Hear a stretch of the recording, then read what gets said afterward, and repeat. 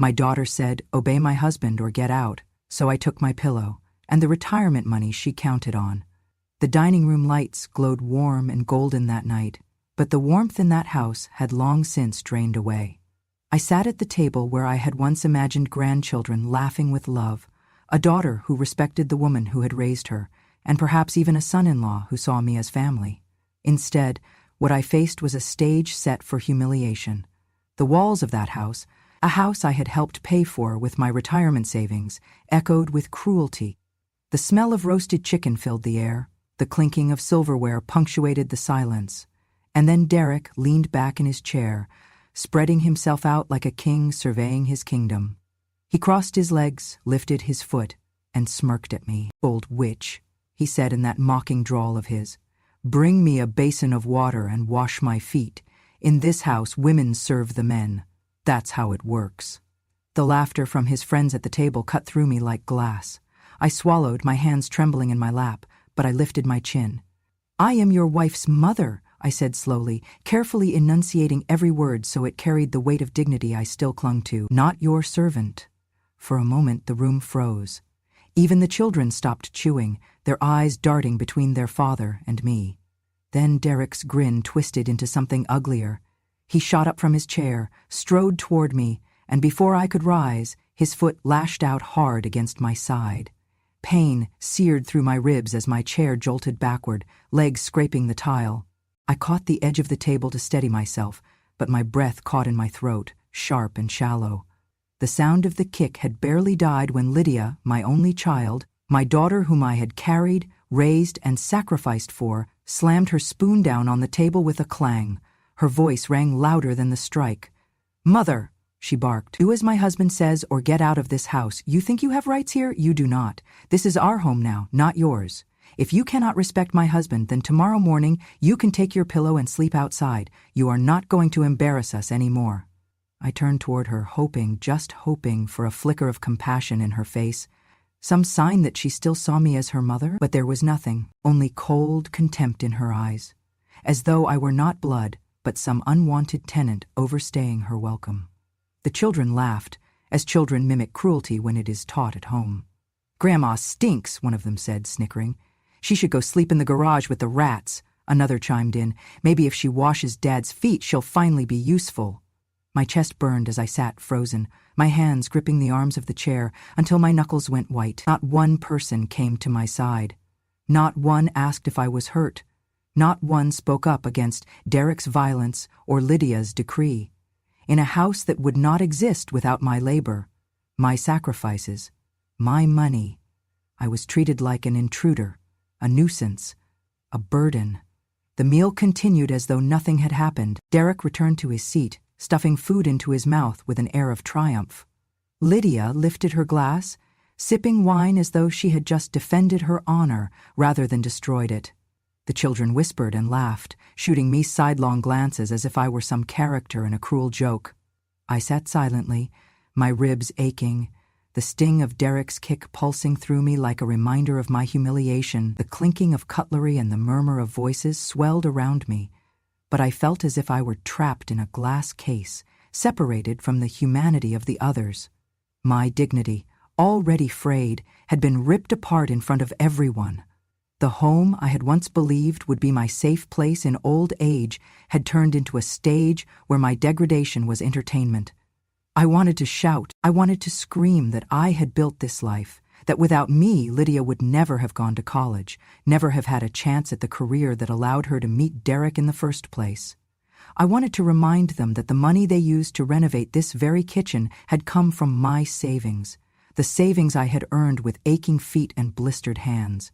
I wanted to throw every ungrateful word back at them until they tasted the bitterness of their betrayal, but my throat was tight, my voice locked behind a wall of grief, and so I did the only thing I could. I sat in silence. Silence has its own weight.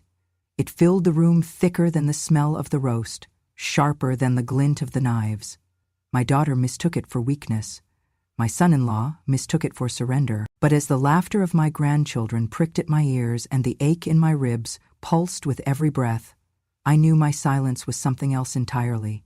It was a memory.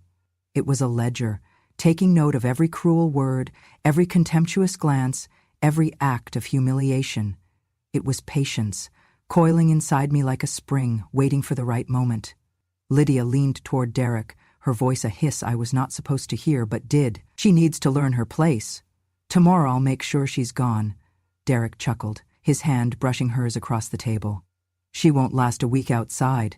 Maybe then she'll crawl back and beg. The words carved themselves into my heart. My own daughter is plotting my exile, the man she had chosen relishing the idea of my humiliation. They thought they had broken me with one kick, with one ultimatum, with one night of cruelty. But in that very moment, as my fingers clutched the fabric of my chair, I realized something else entirely. This was not the end of my story. It was the beginning. I would not scream. I would not weep. I would not beg. But I would remember.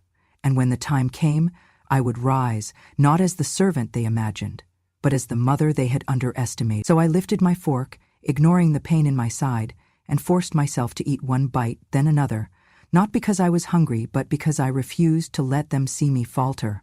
I swallowed their disdain with my food, digesting it into fuel. Each cruel word was stored away like a coin in a jar, accruing interest in silence. They laughed. They mocked. They declared that I had no place in the house I helped buy. But in my heart, I whispered the vow that would sustain me. You will regret this night. You will regret every word, every laugh, every act of cruelty. And as I clutched the pillow I would carry with me, I knew that what they mistook for weakness was already sharpening into something far stronger than their arrogance. Their cruelty had written the prologue. I would write the ending. When I look back on the years that brought me to that dinner table, I realize the cruelty of that night was not sudden. It was not born in a single moment when Derek lifted his foot against me or when my daughter told me to obey him or get out. No, that night was simply the harvest of seeds they had been sowing for years, watered by my sacrifices and twisted by their ingratitude. I worked my entire life with hands that never seemed to stop aching. When Lydia was young, I stitched together 3 jobs just to keep us afloat. In the mornings, I scrubbed floors in offices that gleamed with other people's prosperity. In the afternoons, I took in laundry, my fingers raw from the detergents, folding clothes for women who lived lives of ease while mine was spent chasing overdue bills.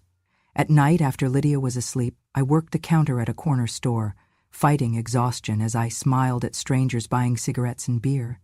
I lived on coffee and determination, and every cent I made went toward Lydia's food, her clothes, her school supply. I told myself that the exhaustion didn't matter, that one day she would understand, that one day she would look at me and say, "Thank you, Mom.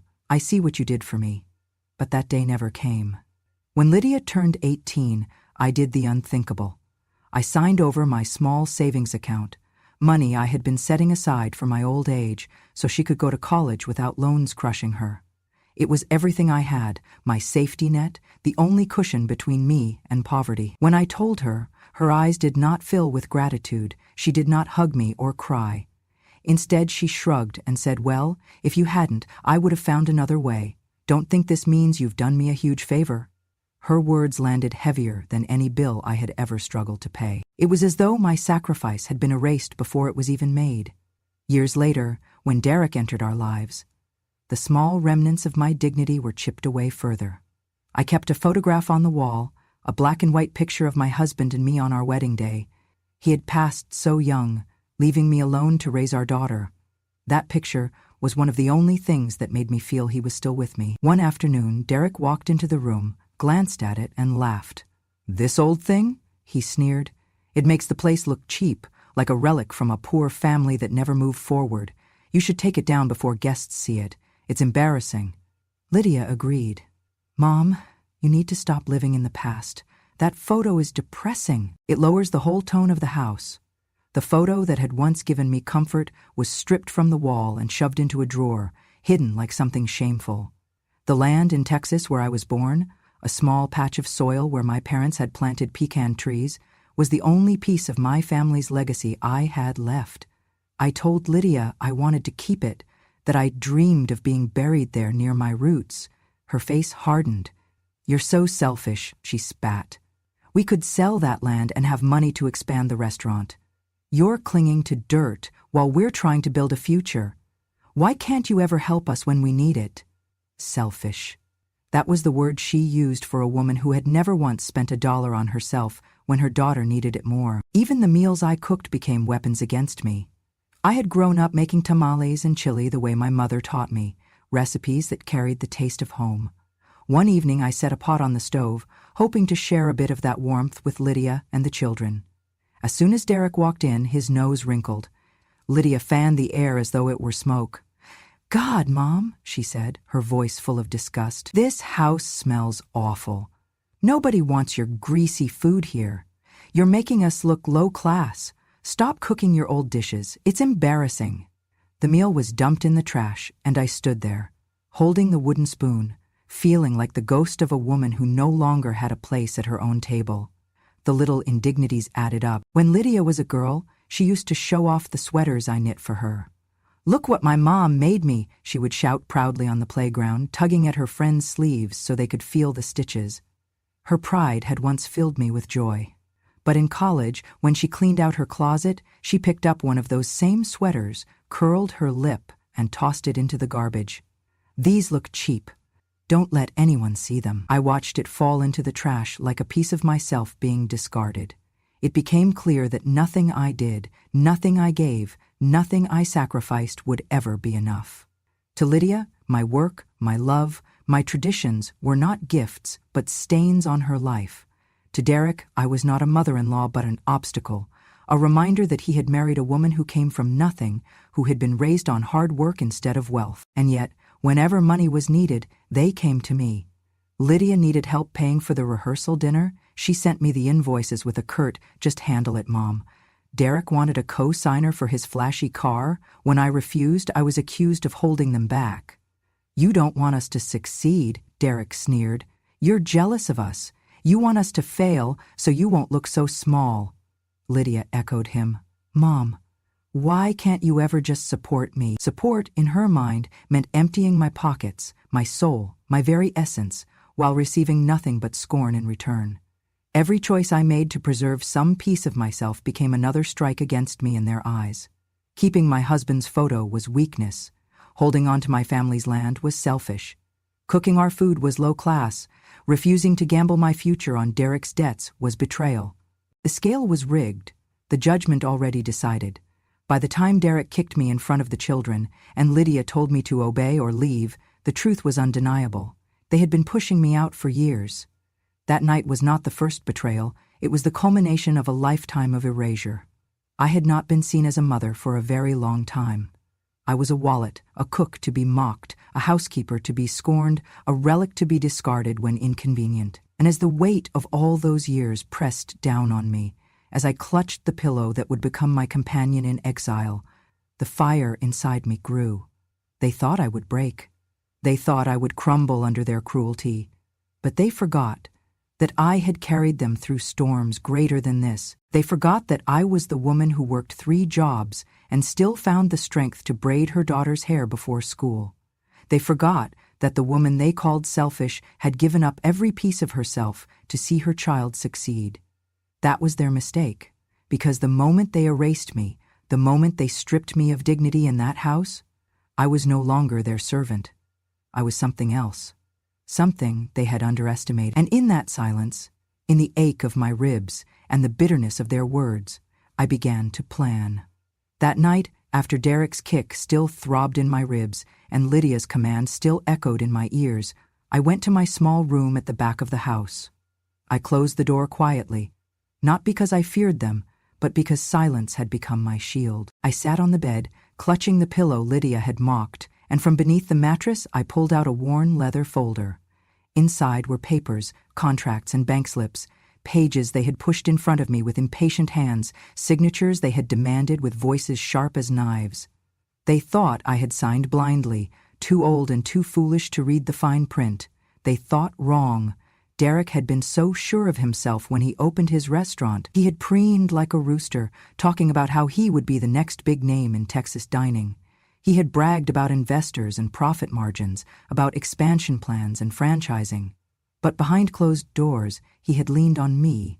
"Just sign here," he had said, waving the contract like a favor he was granting me. Your name and credit are good. You're not doing anything with your retirement anyway. This way you can actually be useful. Lydia had stood at his side, arms crossed, daring me to refuse. And so, for my daughter's sake, I signed. But I read every word. I studied the clauses late into the night when they thought I was sleeping. And there it was. A single line buried in the dense text, a clause Derek and his lawyer had overlooked because they never imagined it would matter. If the primary benefactor of the establishment is publicly humiliated by the managing partners or their family, the benefactor has the right to withdraw all investment immediately, resulting in the automatic suspension of all business operations and the return of all funds. They had humiliated me, not in whispers, not in the privacy of anger, but openly, in front of children, in front of family, in the very house my money had helped buy. That clause was no longer words on paper, it was a sword I could wield. So that night, as they laughed in the living room, as Derek belched and Lydia pretended she had achieved something by putting her mother in her place, I packed. I took my pillow, yes, the one they ridiculed me for. I took a small bag of clothes, and I took that folder, clutching it to my chest like armor. When I stepped out into the night air, I did not cry. I did not even look back. The house behind me was not home. It was a cage. At dawn, I was sitting in the office of the bank manager. He had known me for years, seen me deposit my wages with shaking hands, seen me count every penny of my savings. His eyes flickered with surprise when I handed him the folder. I want to invoke Clause 7C, I said evenly, though my voice quivered with exhaustion. He flipped through the papers, eyebrows rising as he found the line I had marked.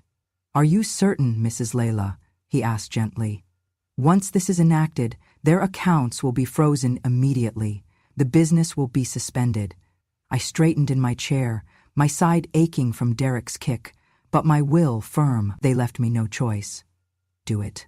By the time Lydia and Derek woke up that morning, the storm had already broken. The bank had locked their accounts. The restaurant suppliers were notified that all contracts were suspended. Workers arrived to find the doors chained shut, a notice taped to the window, closed pending financial review.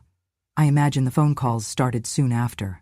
Derek shouting into the receiver, his voice cracking as supplier after supplier refused to deliver, the florist pulling out, the bakery refusing to provide the cake, the liquor distributor canceling shipments, their perfect plans unraveling thread by thread. By noon, Derek's rage boiled over. He stormed into the driveway of the house, his face red, his shirt half-buttoned, veins bulging at his neck. You old witch, he roared, his voice carrying down the block. You destroyed my business. You've ruined me. His fist slammed against the hood of his car, leaving a dent that matched the fury in his eyes. You'll pay for this. Do you hear me? You'll pay.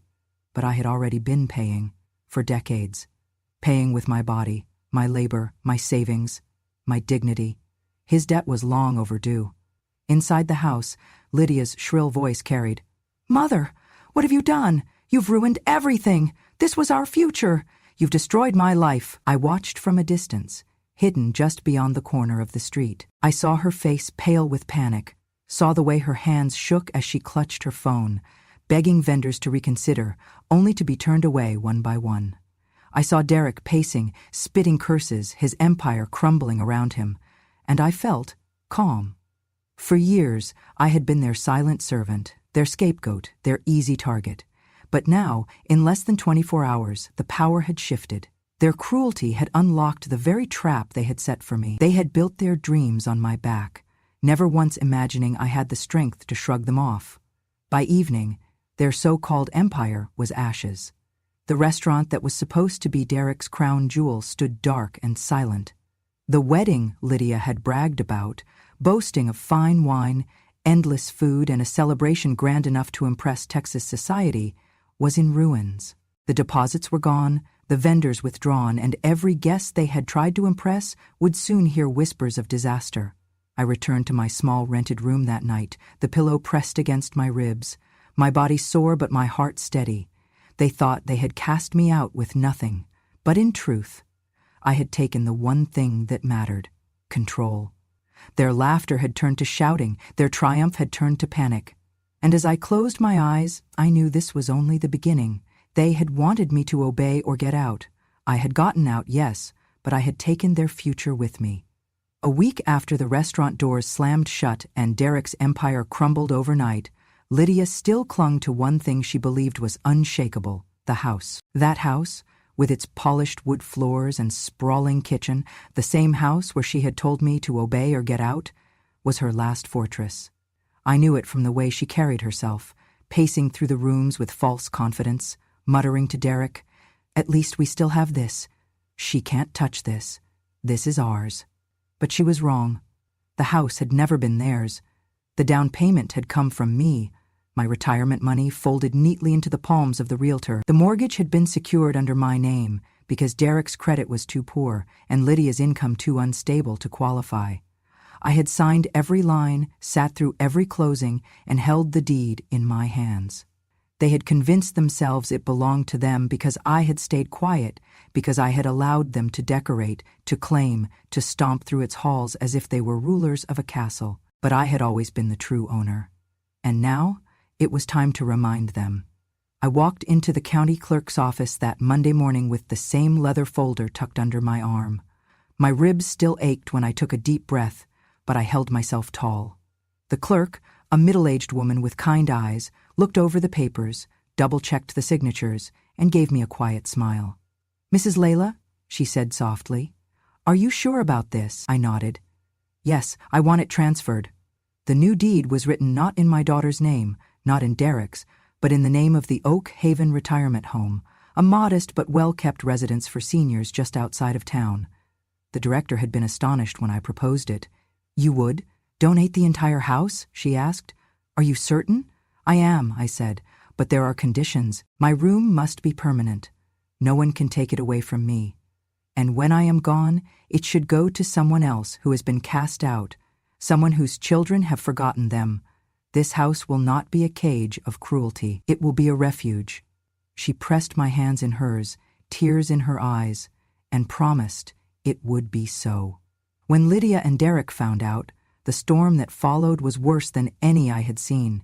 They came tearing into the house, slamming doors, throwing cushions across the room, shouting so loudly the neighbors gathered outside to listen. "You can't do this," Lydia screamed, her face blotchy with rage. "This is my house. My children live here. You're stealing from me." I stood calmly in the living room, papers folded neatly in my lap. "No," I said, quietly, "I am reclaiming what was always mine. You made this house unlivable for me. Now it will be a place of peace for others." Derek's eyes bulged as he threw a lamp against the wall, the crash echoing down the hallway. "You old witch!" he shouted. "You've taken everything from me, my business, my future, and now my home. Where the hell are we supposed to go?" I met his fury with silence, letting it wash over me like a tide that could not move a stone. Lydia dropped to her knees, tears streaking her face. "Mother, please," she begged, the same mouth that had once told me to get out, now twisting into desperation. "Think of the children. You can't throw us into the street. You're heartless." The words stung, not because I believed them, but because I remembered the countless times I had sacrificed to keep her safe, warm, fed. Heartless? I had given her my life, and in return she had demanded I wash her husband's feet and sleep outside like a beggar. I rose from my chair and handed her the papers. "It's done, signed, sealed, recorded. This house no longer belongs to me or to you. It belongs to Oak Haven. They will decide its future, not you." She snatched the papers from my hands, scanning them with trembling eyes, her face blanching as she read the official stamps and signatures. Her sobs grew louder, her body shaking. Derek cursed under his breath, kicking at the baseboards as though breaking wood could undo ink. But nothing they did mattered. The house was gone. That night, I walked the halls one last time. My hand brushed along the walls I had painted, the banister I had polished, the window where I had once stood waiting for Lydia to come home from school. The house was heavy with memories, but none of them lived in the present anymore. The present was filled only with contempt, scorn, and violence. In my room, I folded my pillow under my arm. It was the only thing they had left me, and it was all I needed, The bed, the closet, the chair, they could keep them. What mattered was that my dignity remained intact and that the walls of this house would no longer hear my cries of humiliation. They would hear laughter again, but not Derek's, not Lydia's, not their children's. They would hear the laughter of elders finding safety, of the forgotten being remembered. When I closed the door behind me and stepped into the night, I felt no sorrow, only release. The next morning, Derek and Lydia woke to find strangers from the retirement home walking through the property, taking notes, assessing repairs. Their shouts carried down the block. "Get out!" Derek bellowed. "This is our house!" But the officials ignored him. The paperwork was done, and the law was clear. He was nothing here anymore. By evening, Lydia sat on the front steps, her face streaked with mascara, clutching her children as though they might disappear. Derek paced beside her, muttering curses, powerless for the first time in his arrogant life, and I, watching from across the street, felt something I had not felt in years. Justice. They thought the house was their stronghold, the one thing I could never take. But they had forgotten whose name was written on the deed. They had forgotten that silence does not mean surrender. And in the end, the house they had used to cage me became the key to their downfall. Derek always believed he held all the power, that his name on the marquee of his shuttered restaurant made him untouchable, that his loud voice and clenched fists could bend the world to his will.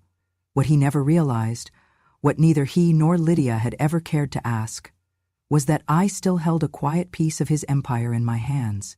When he had begged for investors to fund his business, I had signed the paperwork not only as guarantor, but as shareholder. A small percentage, tucked neatly away in my name, insignificant enough that he never paid it any mind.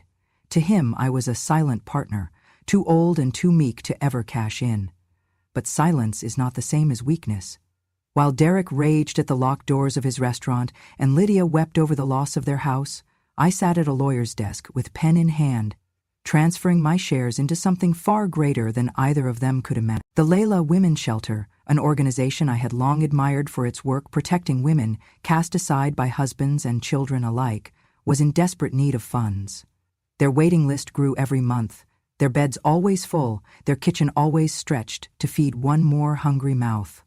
I thought of the women I had met there once before, women who carried bruises under long sleeves, women whose children clung to them in fear, women who reminded me too much of myself. And I thought, why should Derek's arrogance not be used to lift them? Why should his cruelty not build their safety? So I signed. Every share I held, every ounce of his business that still bore value, I transferred to the Layla Women's Shelter. The lawyer looked up at me, a flicker of surprise in his eyes. "This will make headlines, you know," he said. "Are you prepared for that?" I met his gaze without hesitation. Let it. 2 days later, the news broke. The Texas Tribune ran the headline first. "Disgraced restaurateur's shares transferred to Women's Shelter." Beneath it, in bold letters, a subheading read, "Daughter's betrayal turns into mother's legacy." The article detailed the clause, the contract, the transfer. It spelled out how Derek, the man who had publicly mocked and assaulted his mother-in-law, had indirectly become the unwilling benefactor of a shelter supporting women just like her. The story spread like wildfire. Local TV stations picked it up, anchors shaking their heads as they described Derek's downfall. One station even showed a split screen. On the left, footage of Derek storming out of his shuttered restaurant, shouting at reporters. On the right, the smiling faces of women and children at the shelter as they accepted the funds. The contrast was brutal, and it was glorious. Neighbors whispered.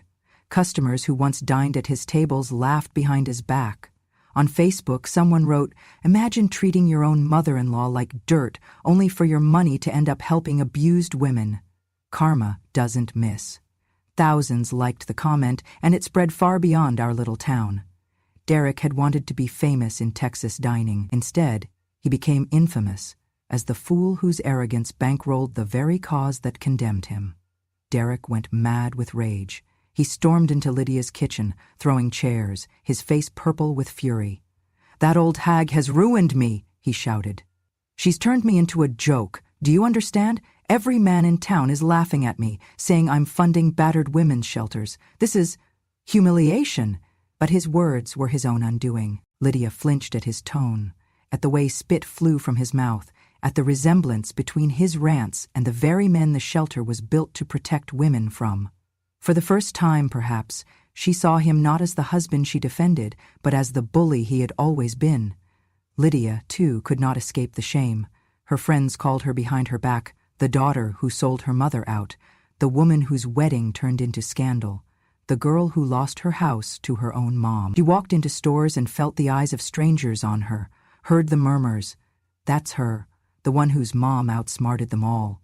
The humiliation clung to her like smoke, inescapable. Meanwhile, the women's shelter held a press conference. The director, standing tall in front of the modest brick building, thanked the anonymous benefactor by name. "This gift comes from Layla," she said, her voice thick with emotion. "A woman who understands what it means to be forgotten, to be dismissed, and to rise anyway. Because of her, dozens of women and children will sleep safe tonight." The cameras captured every word. Reporters wrote stories not about Derek's supposed greatness, but about the quiet strength of a grandmother who turned her pain into protection for others. The shelter even renamed one of its wings, the Layla Wing of Hope.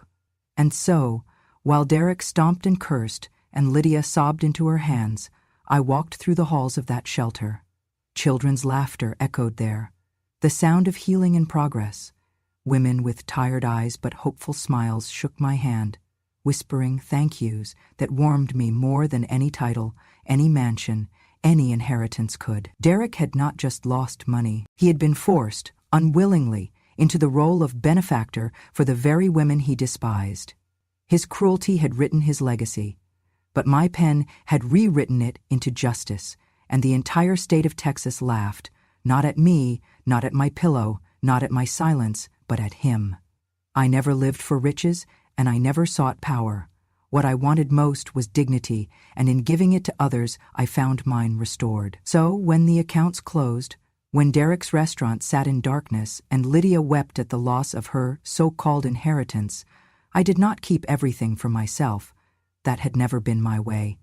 I thought of the women in the shelter, their weary eyes lighting with hope as the funds poured in. And then I thought of the elderly faces I had seen at Oak Haven, the retirement home I had entrusted with my house.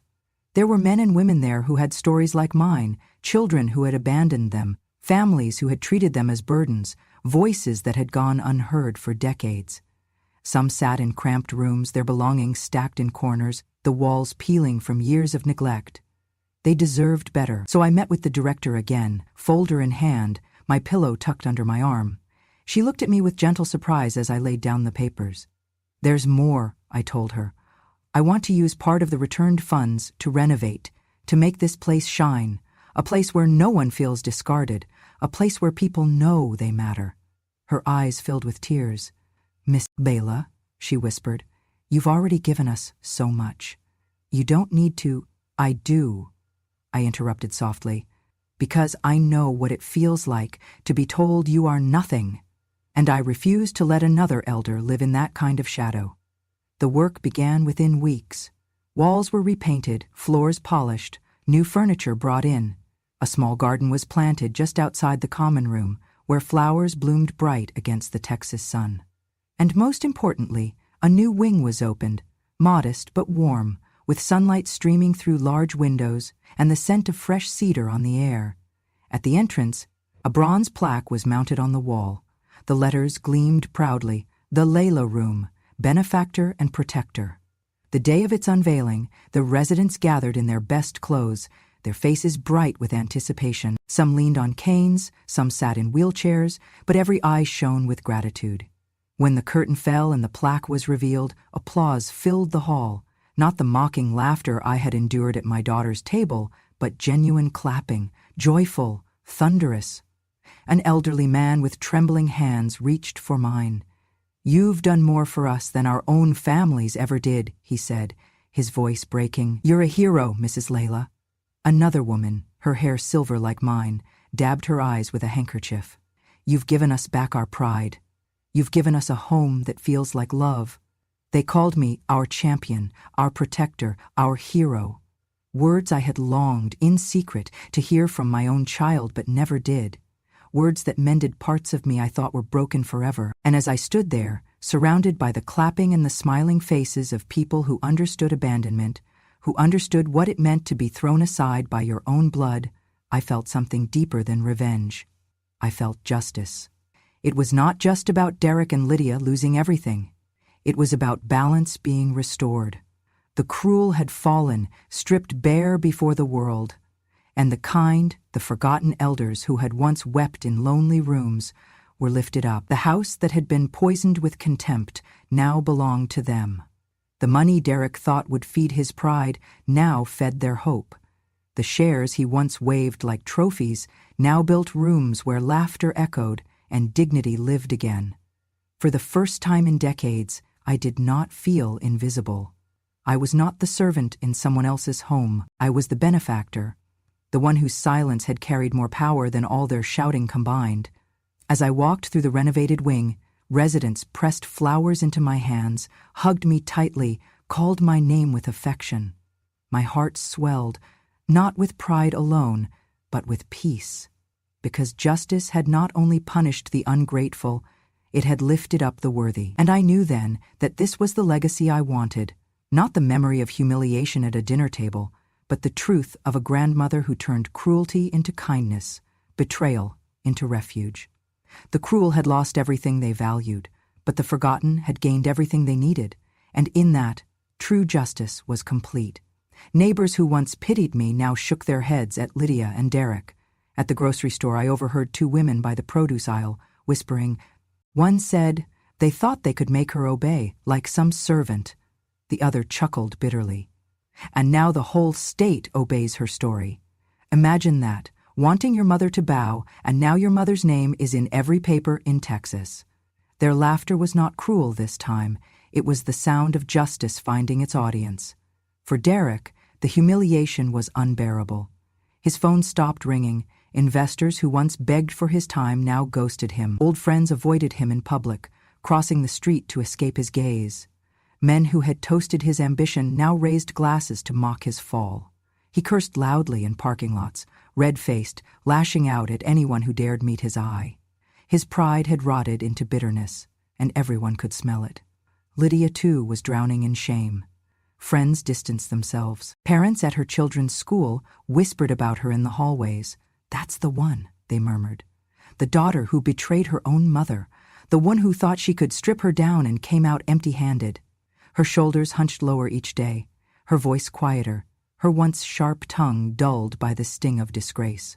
Weeks passed before she came to me. It was late afternoon when I saw her car pull into the driveway of Oak Haven, where I now spent much of my time visiting the new residents who called the Layla Wing their home. She sat in the car for a long time before stepping out, her face pale, her eyes swollen from crying. When she finally walked up the steps, her footsteps were hesitant, dragging as though weighted with the burden of all she had lost. When she saw me in the common room, she froze, her lip trembling. For a long moment she said nothing, her eyes darting to the plaque with my name on it, to the residents smiling as they played cards in the sunshine.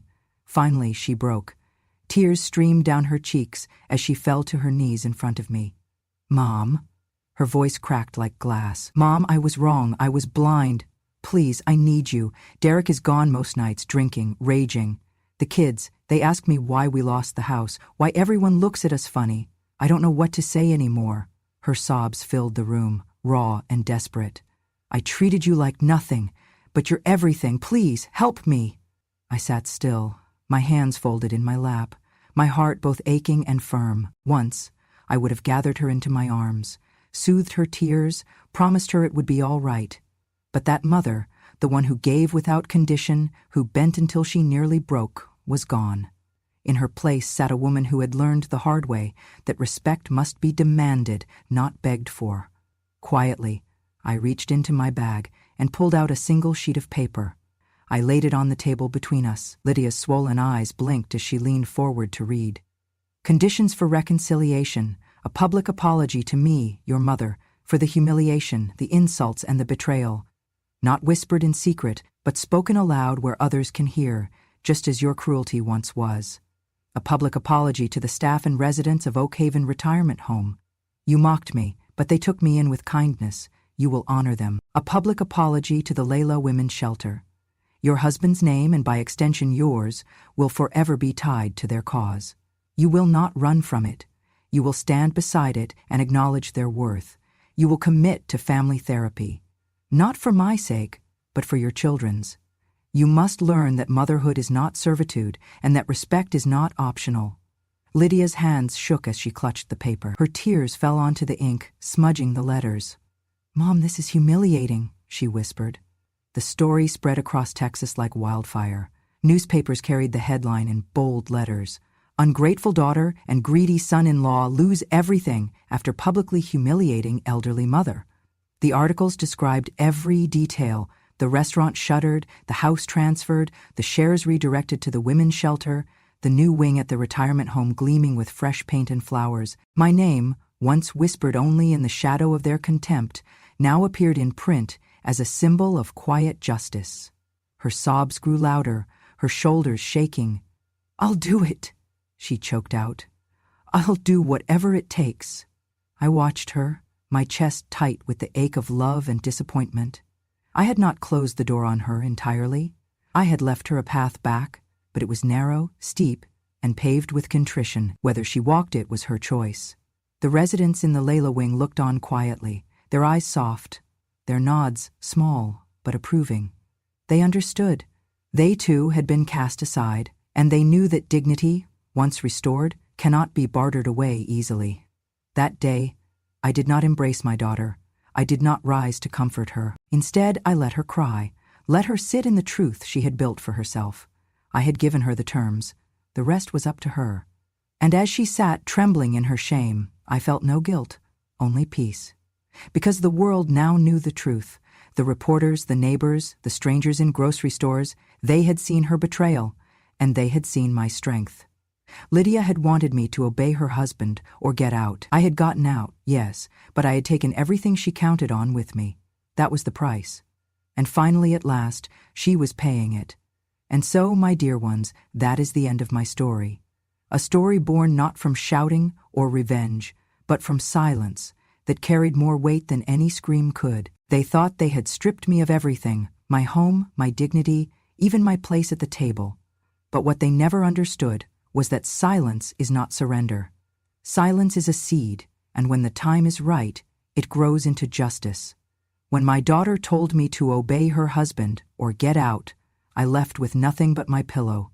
Yet in leaving, I took everything they had built on my back. Their pride, their wealth, their false sense of power, it crumbled in the quiet, just as surely as the sun sets at the end of a long day.